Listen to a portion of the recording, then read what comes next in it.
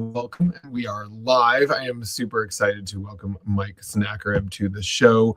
Today's episode is called Taking Cookies to the Next Level, Driving Value Through Innovation. This is episode 99, so we're really excited. Just shy of a milestone, so we're thrilled to have you here, Mike. Mike is the CEO of Dewey's Bakery, but also somebody that Elena and I have known since our Nabisco days, many decades ago, I guess, is all I'll say, or at least a couple of decades ago. So, Mike, so glad to have you on this show. We would love to hear what's on your mind. Oh, great. Well, it's like great to be here. This is kind of like a reunion, isn't it? So, Jeff and Elena, great to see you. Eric, nice to meet you. It's like a DNA level reunion because we've never met before, but like our DNA has been. There you go.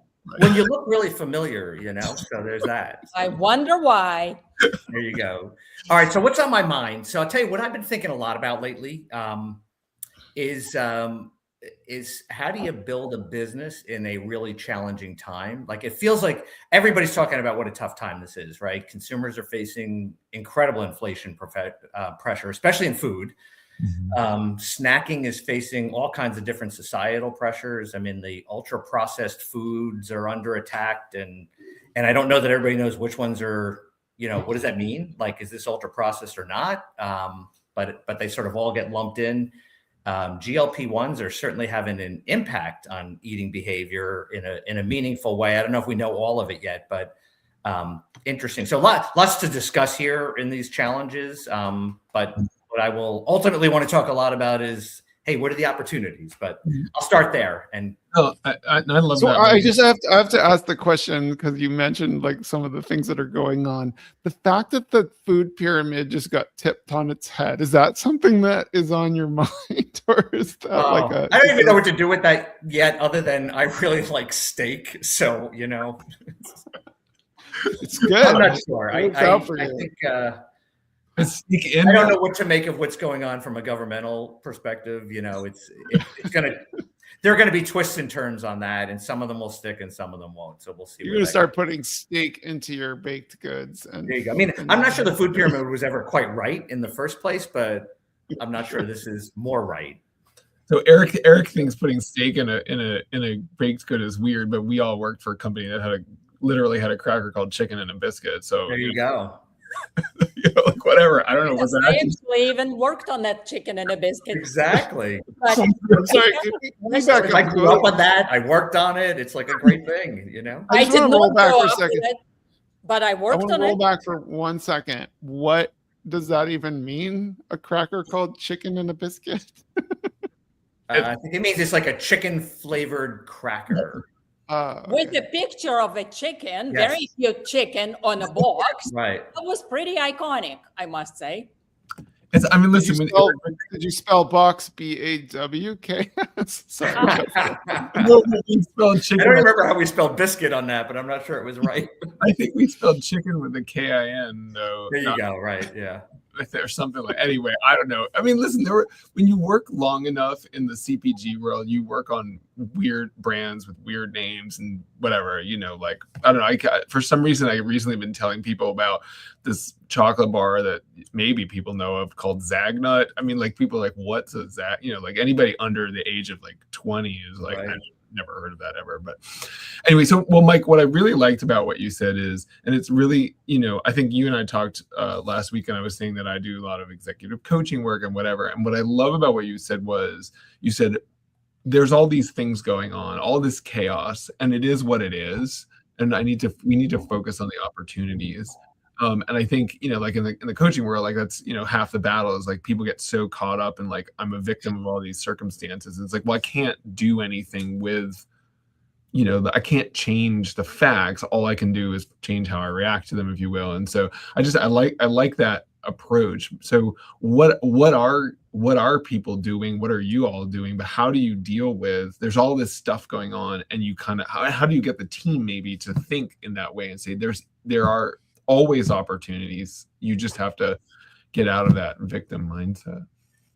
That's a great question. And I feel like I've had been through enough of these that you know, you always find ways through them when either your business is under attack or there's something going on, plenty of recessions. I would say the way I look at it right now is for every problem, there's a solution or an opportunity, right? And you used a good word, which was victim. You don't want to fall victim to it. If I think about some of these trends right now, there's usually a marketing innovation idea or a product innovation idea that comes to life. So the two that I'm most focused on right now, and we could talk about other ones in the past as well, are when it comes to like dietary changes and people eating less. I think there's the GLP-1 issue, but I think there's also more people on, this is an observation, I don't know this for a fact. I feel like there are more people sticking to diets than I've ever seen in years. And it's not one fad diet, you know, whether it's keto or whatever, everyone's on their own thing.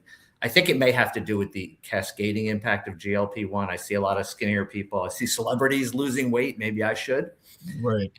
So on our Dewey's thin cookies, right? They're these thin little cookies. One of the things that we've uncovered that's a really great insight is you get 8 cookies for 120 calories. They're full flavored. They are full ingredient. They're clean label, right? So none of the negatives, if you will, none of the things that might count as ultra processed. But the fact that they're thin and really flavorful allow you to eat a lot. And we're finding that positioning is resonating, right? That people are saying, okay, I feel good. I can eat a lot more of these and still feel good about myself versus, you know, 2 Oreos or 2 chocolate chip cookies, you know?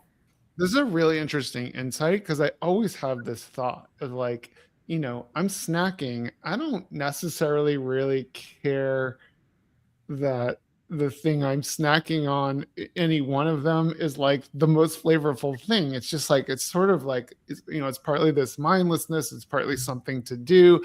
It's partly the, you know, I don't know. I think it may be easy to forget for us civilians of food, of the food industry, that it's also about texture and volume and whatever, right? And so I just think it's a really interesting insight, and I'm just I wish more snacks would focus on, you know, sort of that kind of hopefully taste, but also volume per calorie. Well, it's a satiation thing, right? You know, some of it is because they're so thin, right? And the ingredients keep them kind of nice and light, but fulfilling, because I feel like I had a bunch of them, you know.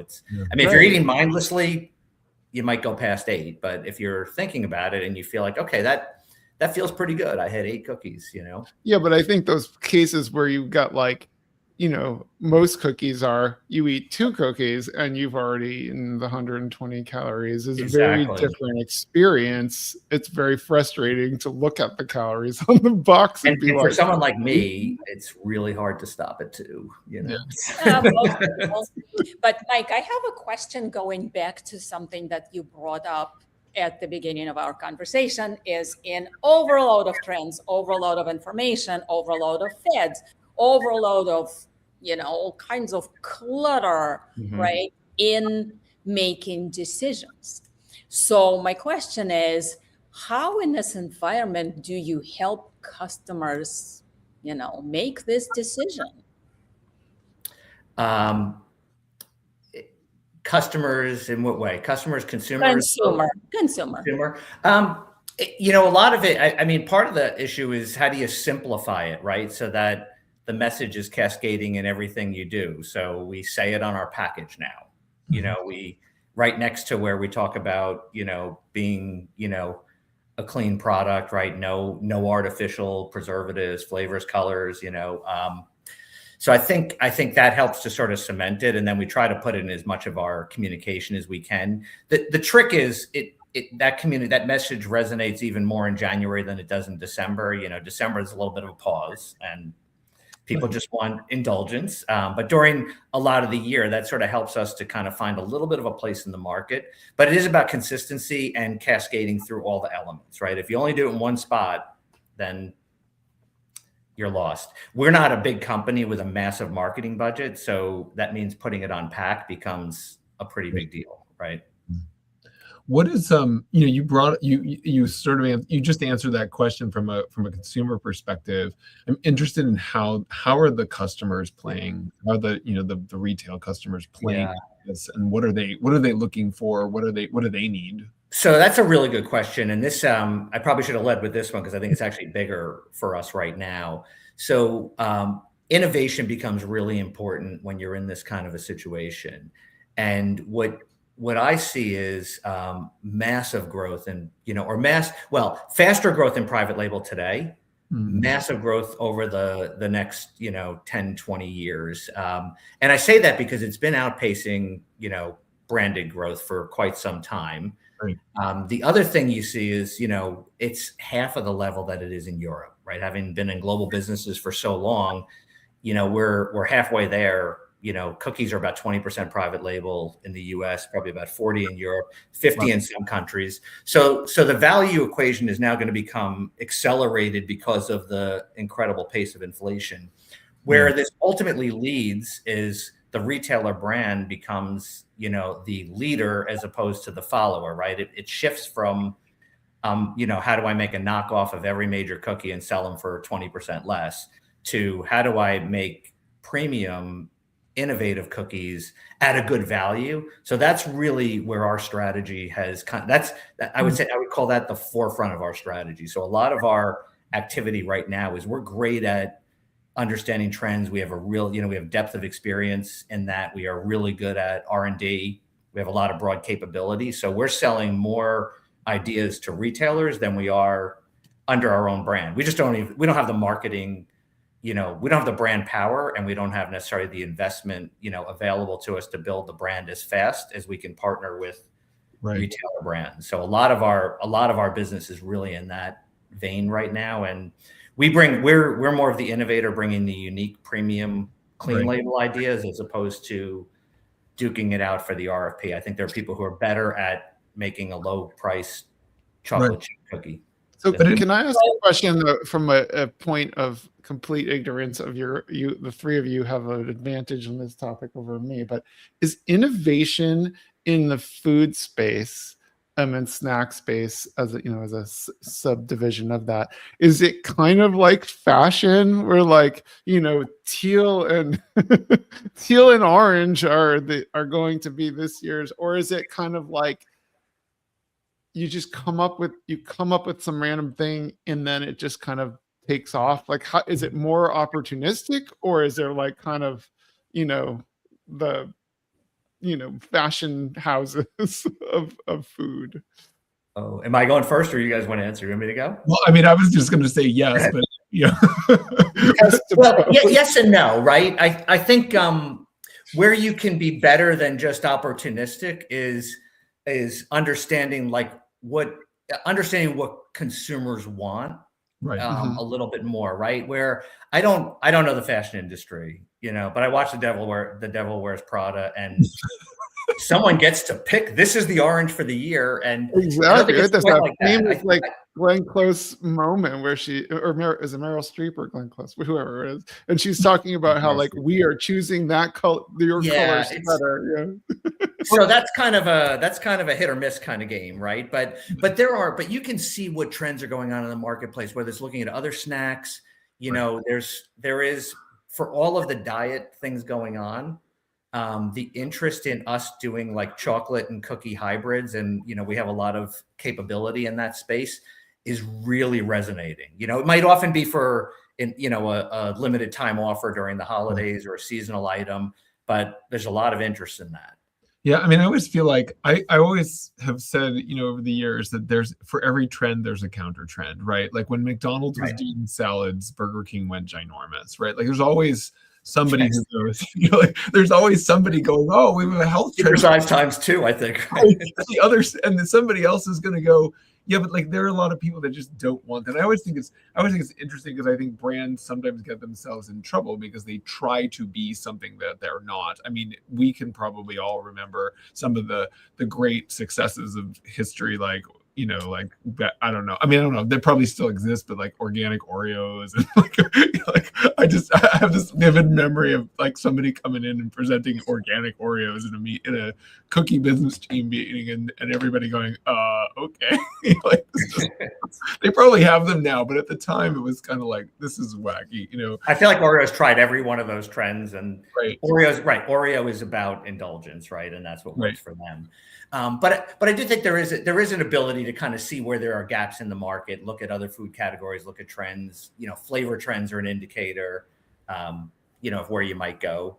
And I imagine that in fashion, they are looking at color trends or things as well. I don't know enough about it, but well, it's probably a little more scientific than they let on in the movies. I'm sure. We had a guy on the show, I think it was last summer, who was in the fashion industry. And one of the things that he was talking about was how much the fashion industry has changed because of things like TikTok. Because essentially, you know, in the 60s, 70s, whatever, like fashion trends came from like whatever the fashion houses put in the magazines. And now it's like the fashion trends can come from anywhere. You know, like suddenly, you know, somebody's doing something on TikTok, and then 10 people are doing it on TikTok, and then all of a sudden you've got a new trend. I don't know that that happens quite that way in the food industry, but you definitely buy chocolate. Yeah, exactly. Right. That's an example of one that just was all about TikTok, and it exploded, and which probably means it ends up being a fad versus a permanent thing. Right. But what might be permanent is maybe the idea of pistachio and chocolate in products that maybe that lives on as sort of the more mainstream version of it, you know. I think matcha is the other one. Matcha, right? Oh, matcha, yeah. Not as much in snacks yet, but all over in beverages, and just wait a little. You guys, somebody is coming with it. But I'm not sure if ever. I can promise you, those are the kind of things we look at sometimes, you know. Amazing. I'm on trend. Hold on, Eric. I have one other question I wanted to go back to, and that has to do with business model innovation, right? So Mikey was talking about the change now towards private labels. So Kroger's and Albertsons are making their own cookies, right? They don't necessarily go buy Super Bowl ads to promote them, right? So it is... the whole business model is changing. It used to be big brands promote big places, big budgets, therefore it influences the decision. Now it's not. Different landscape. So how do you navigate in this new landscape where the brand with the biggest distribution and sometimes the most favorable price point is not the one with the loudest voice? So for us, I mean, we're like full on embracing it. Right. From the standpoint of, if we have some great ideas and can make great products, but our little brand, you know, our kind of brand, which has strength in some areas, but not everywhere, and doesn't have, you know, we don't have a massive budget. But we can take those ideas and bring them to life in a really big way, because we're putting them on the retailer's brand, right? The advantage the retailer has is everyone knows their brand. They do it across categories, right? You can think of all the Walmart brands, you know, and Target brands. And so those are really well known now. So they don't have to do a lot of marketing. They just give, you know, you can get a premium cookie and still get a really good value, you know, and a really unique product. I mean, that feels like it's a recipe for, you know, for winning and on both parts, you know. For us, it works well because it leverages what we do well, and it allows us to kind of invest in a way that makes sense for the business and scale it very, very fast. I mean, there's the premier, you know, private label retailers that sell very little brands, you know, or very little branded stuff, like the Trader Joe's and Aldi's and Lidl's of the world. Different strategies. But I think in some ways, Trader Joe's probably paved the way a little bit, right? They don't knock off every product out there. They do innovative items and unique items, and what sells in that store is different than what sells everywhere else. You know, so you are talking. You're talking about like innovation, and to some degree, we're talking about marketing innovation. And I have to bring up this thing that happened. I think maybe it's almost a year ago, maybe 8 months ago, with Nutter Butters. Do you know what I'm talking about? Like, where they started using like this, like they just started using this weird, I don't know if it was AI generated, just weird TikTok or Instagram. Oh, I heard a little something about it, but I don't.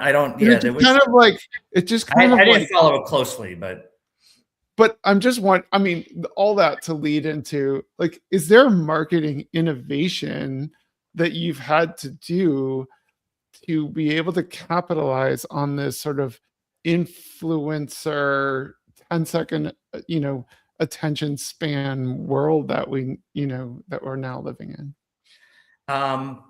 So I think we do a little bit. I don't know that we're the best at it. I think we're, but we just did, now I can't remember what this Asian dessert is that everybody's doing with yogurt and cookies. It's sort of like an icebox cake type. Okay. But our cookies lend themselves really well to that. So we've kind of jumped on that bandwagon a bit, right? So I've got a marketer on the team who knows that space way better than I will ever know it. Why stuff works on TikTok is, I'm starting to get it, but I don't know that I really always know what it's going to be. She knows. And so she's on the trends early and has kind of jumped on that and created our own version of that, particular cake. And we also partnered with another local Southern brand to kind of add a little bit more of our spin to it. Right. Well, so Mike, I want to jump back to something on the innovation, and I've got you and Elena on this right now, and I just want to get your thoughts, because every time I walk into so one of my greatest moments as a marketer was working on, was being a senior associate brand manager on the Oreo business when we were doing the Milk's Favorite Cookie stuff. But Elena and I worked on a project called Oreo that led to later what was called the Golden Oreo, and I look at the Oreo aisle. I mean, the Oreo aisle. It sort of feels like that. Like it feels like the Oreo. There's the Oreo aisle, and then we're in that premium section next to it. like the amount of proliferation of flavors and so forth on Oreos, and I think this all was sort of, I had a hand in creating this great sort of mess or whatever. And so I wonder, I'm interested in both of your thoughts, but do you think there is a limit to the amount of innovation a brand should do, or do you think that what Oreo is doing is fine? Whatever. To me, I look at them like, oh my god, birthday cake, carrot cake, Is matcha flavored Oreo a reasonable thing to do? There you go. It exists in China. They do. I'm sure they do. I'm sure it does. Yeah. Well, interestingly, China proliferated way ahead of the U.S. I remember when I was running Global Snacks. This is 20 years ago, and they had flavors all over the place that we were afraid, we can't do that with Oreo in the US, I think it's not the simplest question to answer. I would say for most brands, don't over proliferate. It's usually a bad thing, right? If you end up fragmenting a small brand among a lot of different, SKUs, and then suddenly you don't have the velocity for anything to show up in a meaningful way in the store, and you don't look like you're a great partner to the retailer, right? For no reason other than you're kind of fragmenting your business. In the case of Oreo, it's so big that it can expand, and they use it to expand their shelf space. And because they're direct store delivery, they can kind of leverage that more than most. But one thing I think they're doing that's good, that I think a few years ago they were just proliferating. One thing I like that Oreo is doing now as a observer at this point, they're using a lot of interesting flavors and really far out flavors, but doing them as limited time offers. So snacking, people love to try new stuff in snacking, but it doesn't always stick, right? Everybody, Oreo sticks forever. Lay's potato chips, stick forever, but in snacking, you see a lot of things that come and go. And I think they're doing a nice job of taking advantage of that. Go get some merchandising, drive a little incremental volume, and then bring them back to regular old Oreo and double stuff and even golden Oreo, which is a pretty good item. Yeah. No, I mean, it's a really good cookie, so I don't feel that bad about it, but and I love those thin ones, to your point, like they made the Oreos thinner and whatever, like it's just, and that's more of just kind of hitting a trend a little bit, right? It's on the margin, Right. So we've sort of hit the time where I bring in a question from ChatGPT, and I used to ask this, and maybe I'll ask this for you. Do you want absurd first or thought-provoking first? Let's go absurd, but absurd. You don't even have to answer this. I just think it's funny. It says, at what point does innovation turn into this is just chaos with flour? So I was going to say, we're going to do like. That is a good one. I guess, when it turns into that, when people just try to ram something out the door quickly and slap it together and, you know, Yeah. you end up, you know, give me a birthday cake with sprinkles and chocolate chips and you know, Dewey strawberry, because those I think when you rush it and don't really have a strategy or an idea around what somebody wants, I'm not saying research it to death, but at least have an idea that this is something people would like. You know? Yeah. I was gonna say, like, Bernie Bott's, you know, this Bernie Bott's every flavor Harry Potter. Yeah, they got if you do like that the with vomit Oreos, flavor. Yeah, that's Bernie Bott's every flavored Oreo is probably not gonna work out. So. There you go. Well, I'm not going to ask this one, but it says what cookie? What was the cookie? Well, I could ask this one. Maybe we'll do three. But what's the cookie idea that almost made it out of the kitchen, and who finally said absolutely not? Oh, this is not an easy one. Can you share it on live? What's that? We did have a fair share of battles around above mentioned /golden Oreo, right? Yeah. Is it allowed to be a vanilla cookie? So it did make it out, but I could see that there could be debates around this outlier type. I could see. Well, I remember even on doing mini Oreo and the fights over that isn't a real Oreo, but it did make it out. So, all right, can I give you a cracker that didn't make it out? Yeah, please. And I'll give you this because it was actually an interesting thing. So we were doing a flavor extension on Wheat Thins, Wheat Thins Ranch. I don't remember if you were on that at the time or not, Elena. We really didn't get the product right. Like we kept trying it and retrying it. And by the time we got to the sales meeting, and here's, 1,000 people in the audience, everyone has been telling me the product isn't good. So I made the call like right before the meeting that we weren't going to launch it. And I think it may be the best ovation I ever got from a sales group. It was like they all knew it didn't taste good, and we were fighting it and trying to say, well, maybe if we add a little more. I thought you were gonna tell us a story where you gave 1,000 people a cookie and most of them like gagged as you were. Well, I think they had been eating it all along and sampling. Exactly, they gagged ahead of the meeting.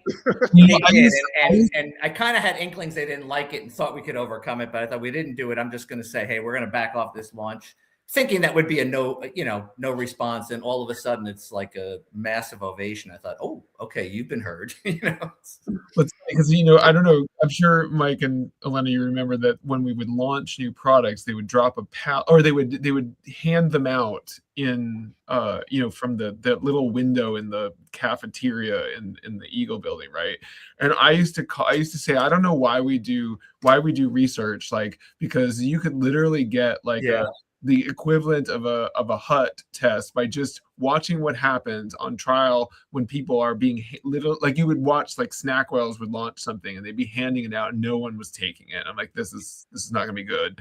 And then the next week they would drop the pallet of leftover Snackwells in there. I'm like, I don't think we need to spend the money on the test. Well, I don't know how much people are spending on research anymore, but now that I've gone to, entrepreneurial ventures and a smaller company without a big research budget, it is unbelievable how efficiently you can do stuff. Yes. And maybe you need to go a little bit outside of your group, but go down the street and hand them out.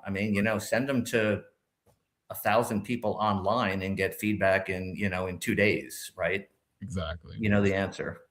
So my thought-provoking question is actually sort of related to all of this, but it is, I don't know why it thinks it's funny, but it is thought-provoking. It says, what's the most surprising consumer behavior or feedback that actually changed how you innovate?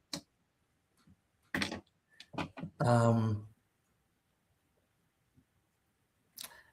gonna give can I give two? But Sure.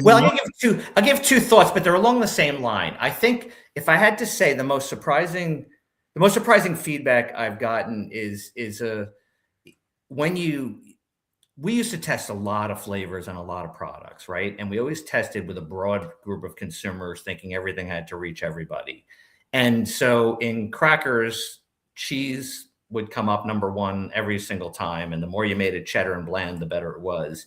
And what we learned is it was surprising at the time, and now it sort of guides how I operate on everything. Getting really narrow on the consumer that loves that product and cares about that product is the single most important thing.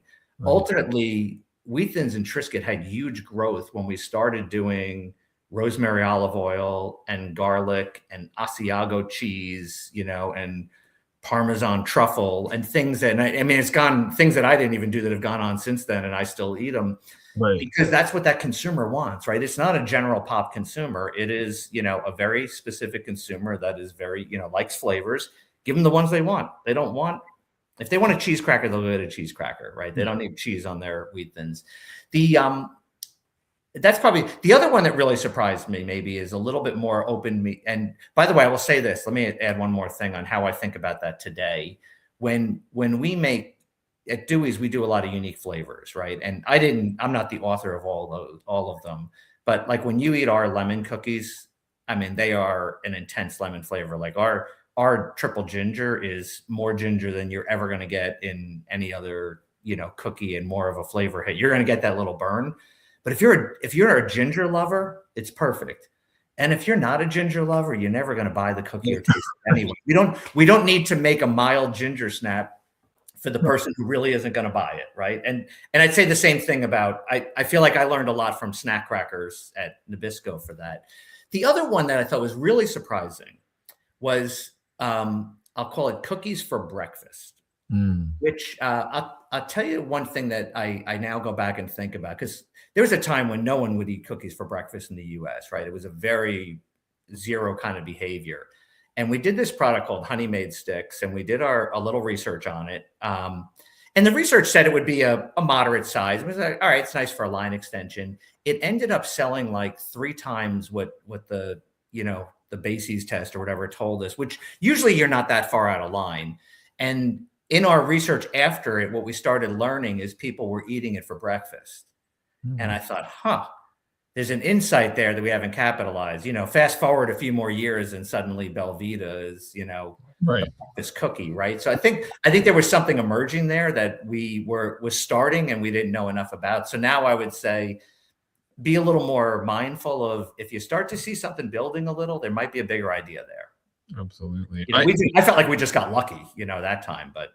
I mean, I always used to say the biggest to, you know, marketing students or marketers that I was working with, the biggest innovations always come from changes in usage occasion as opposed to changes in flavor or whatever, like, you know, and also as a result, often packaging innovation can be more important than, you know, product innovation. Like if you think about things like Go-Gurt and 100-calorie packs, you know, to use a Nabisco example, even salad in a bag and whatever, just sort of changes the way people, you know, focuses, to your point, of focus on an insight about how people use the product. And you will often, you know, so if suddenly you have breakfast is coming up for cookies, it's like, how do I tap into this?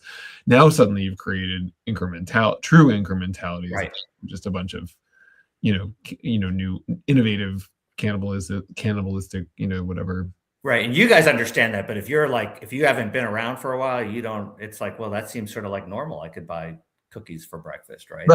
They have wheat and butter, you know, they're okay, but yeah, you're right. But it's about occasions or changes, you know, and even as I think about like on the retailer brand side, right? If they can bring a premium product for a good value that bridges the gap between cookies and chocolate, you know, especially when chocolate has gotten too expensive, that's become more interesting than it was 3 years ago, right? You know, there's actually Wendy Orman, who I'm assuming you know, has asked us, have you ever tried stevia to duplicate a similar taste? Now, she may have been asking about a specific flavor you mentioned about 5 minutes ago, but I'm gonna reframe the question in terms of she's asking about stevia and alternative sweeteners. How do you innovate to actually, in my personal opinion, and I had stevia recently and I was just like, I still don't like it, right? It still doesn't taste like sugar to me. So is there a way to innovate out of that problem? How do you make it actually work? Well, I think I'm going to reframe it a little bit, because the real consumer benefit is, can I give people a reduced sugar cookie, right? If I think about what stevia does, you know, with a good flavor impact. And I will say that is really, really hard. Interestingly, like I like stevia like in my coffee, you know, and stuff. But, you know, you don't like it, but I like it for that, with that bitter taste. I wouldn't say we have figured out as much as I would like how to really make a great tasting reduced sugar cookie. And with, and I would say, and within our world, it has to be clean ingredient, meaning natural ingredients, right? It's not, it can't be GMO, you know, can't be, and this is not me making a comment on any of those things, other than that's just not where we are going to play. We've tried different things, you know, there's monk fruit and there's allulose and stevia. I would say the standard I have would this be a cookie that like people would buy for the taste as opposed to buy only for the reduced, you know, sugar benefit? I'm not sure anyone's quite gotten there yet. Yeah, I feel like it has something to do with like balancing the flavor with like, you know, whether it's citrus balances out that, or something there's probably something that balances that stevia kind of, I don't know, it tastes like an artificial sweetener to me, even though it is the opposite. Well, it's got like a real quick hit of sweetness and then that little bitter aftertaste that some people don't like, right? But anyways, an interesting question. Yeah, I think it mixed in the right thing, it could work. I think I think getting into, there's a lot of functionality for sugar. So when you're taking that out of a cookie and putting something else in, it's not a 1-for-1. There's 3 or 4 other things you have to do to make it work. Yeah. So Mike, we are well over our half an hour main segment, and so now we're going to head into our closing segment. As I described before, we like to go around and ask everybody to leave our audience with one thing. What I don't tell you in the preamble is that I always make the guest go first. You have no time to think about what your one thing is. There you go, and I always get to go last, so I get the whole time to think about it. So it's kind of like a self-serving situation. But what's one thing you would like? All the good ideas are going to be taken. Yeah, all the good. It's true. Sometimes we take his ideas. So what's one thing? I'll go back to where I started about it being a challenging environment. And I would say this, I feel like, well, you guys know, but I've been around a long time, and long enough to have gone through multiple recessions and gone through pandemic and all kinds of societal and dietary changes, right? I think some of you guys lived through with us the trans fat days, and that led to a really cool thing called, you know, Milk's Favorite Cookie and Oreo. Activists attacking brands, right, that I was on. I feel like I've had that twice on brands I've been on.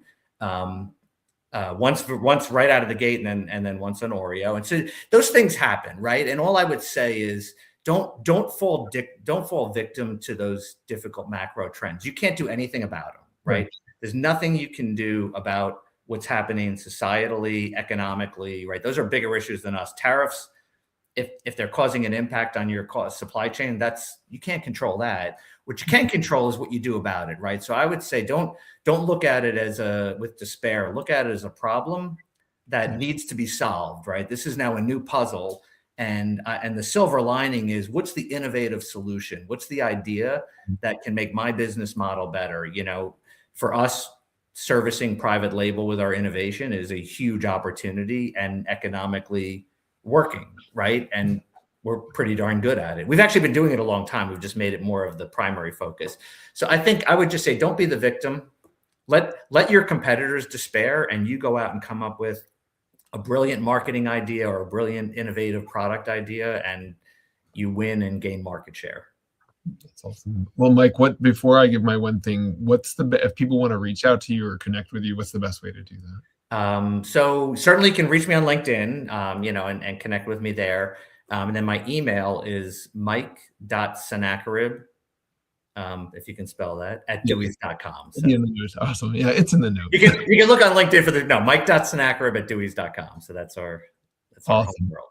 Excellent. Well, I'm going to build on something you just said, because I decided, you know, I write articles every week, and then the last article, or the first article of every year, I always, you know, the first week of January, I always sort of write my kind of resolution articles or my resolution article for the year, and so actually interestingly came from one of your predecessors at Dewey's Bakery, but somebody that I know sent me a awesome video recently where this guy is saying, turn your what ifs into even ifs. And that's what, sort of what you're talking about, this idea of even if the tariffs, even if the, whatever the GLP-1s or whatever it is, what are you going to do about it? And so I'm calling 2026, at least for me, the year of even if. So I'm building on your idea, and I'll pass it over to Elena. Love that. Thank you. So before I got to my one thing, I want to say that it is so great to see our former boss, who is innovative, strategic, and incredibly funny, on this podcast. So it is truly a treat. And with that, my one thing is actually something you might be talking about regarding narrow targeting and understanding your true consumer and the best customer, and knowing them and offering the products to them. Because I often think that we truly do live in parallel universe now, and everything in life is very fragmented, and in our diet too. So trying to please everybody, you're just going to fail. Please your core customer who is interested in selling, and your consumer who is interested in buying. That's great. I think the Wheat Thins idea I reference is probably your idea. So, What are you talking about? So, I'm not taking credit. I'm just saying I learned from it. So